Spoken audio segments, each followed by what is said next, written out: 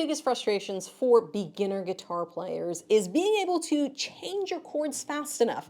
Because usually for most players, by the time they finish getting the chord ready, the song's already moved on to the next chord, and then you're behind. You're already always feeling like you're having to play catch up, all right? They're just hands just not moving fast enough. Well, don't worry, this is totally normal. It's part of the process. But what I'm going to do in this lesson is I'm going to show you some different tips and techniques that will help you work on your chord changing hand, all right? Because the biggest thing I find for a lot of students is they focus on the chords, but they don't focus on getting the fingers themselves to move faster. And that's what we're going to do in this lesson. So first things first, why do the chord changes feel so hard? They feel almost impossible for some students. And you need to know this is a totally new mechanic. You know, people are like, oh no, I type a lot. And it's totally different. And it's a new sensation that you have to develop in your hand. And a lot of times when you have things that are new, you're tense, you're really tight, and you cannot move fast when you have tension. So you really have to develop a muscle memory for the chords so that you can relax, and relaxation actually is where the speed comes from, and also not having to think about it. Because in the beginning, you know, you're just learning where the chords are. So it's almost like a coordinate system, and you're having to put them down one finger at a time, okay? And that's frustrating and it takes time, but one of my favorite quotes is a Bruce Lee quote, and it's, you know, I'm not scared of the person who knows 10,000 kicks. I'm scared of the person who knows one kick and has practiced it 10,000 times. Now, in reality, you may have to practice these chord changes 10,000 times before they become fluid, before you can do them like me. You don't even have to look at the guitar, and you can, you know, I can make a C chord in the air. A lot of you probably can't do that because you don't have the muscle memory. But as you get the muscle memory, the relaxation will come, and with the relaxation comes the speed. So keep that in mind as we're working through these exercises. So the first thing I focus on with students in my 7-level guitar system is finger dexterity, okay? We have to get these fingers moving in the first place, all right? And I work with a lot of older adults over the age of 50. Some of them have arthritis in their hands. And one of the biggest things you can do before you even get started playing is just doing a bit of this to get some blood flow into your hands, get those joints moving, get some of the fluid going into those joints. And I have some videos on, you know, arthritis and playing guitar. There's different picks you can use. But the biggest thing for a lot of students is, you know, your hands just don't move as fast as they used to when you're 20. So we just have to get them warmed up, and we have to work on the skill of actually getting the speed back into our hands. So how do we do that? One of the first things I talk about with my students is a spider exercise. All right. And we start with just the first 3 fingers because those are the 3 you use the most in the beginning for using your chords. We'll get to the pinky later, but right now, focusing on less is sometimes more. Remember, speed comes from repetition and doing something over and over again with accuracy, okay? So usually I'll tell students we're gonna use the first finger, second finger, third finger, and we're gonna do a simple spider exercise. We'll start at the 7th fret, where it's less stretch, all right? If you start further down, you have to, the frets get wider, you have to start stretching your hand more. So if you start at the 7th fret and you go 7, 8, 9, each finger has its own fret. And you're just going to do 3 down picks with your picking hand. If you don't have a pick, you can use your thumb. Will still work the same. Oh, I dropped my pick. See, I've been playing guitar for a very long time and I still drop my pick on the floor. So you never have to be embarrassed about dropping your pick because I still do it. All right. So here we go. We're going to start at the top string and we're going to do 1, 2, 3. We're going to move down to the next string. 1, 2, 3, 1, 2, 3, 1, 2, 3, 1, 2, 3, 1, 2, 3. All right. And then we're going to work our way back up. Okay, so we're going from the top string to the bottom string, the thinnest string, back up to the thickest string. And you can go as slow as you need to. I'm going to go at a very slow pace, which is going to be 1, 2, 3, 4, 1, 2. Every time we get to 1, we're going to hit the next note. Okay, so it gives you time to relax. Remember to breathe. Okay, don't forget to breathe. I have so many students who hold their breath, and when you hold your breath, that's going to make things tense. And what does tension do? It slows things down. So breathe as you're going through this. All right, so we have 1, 2, 3, 4.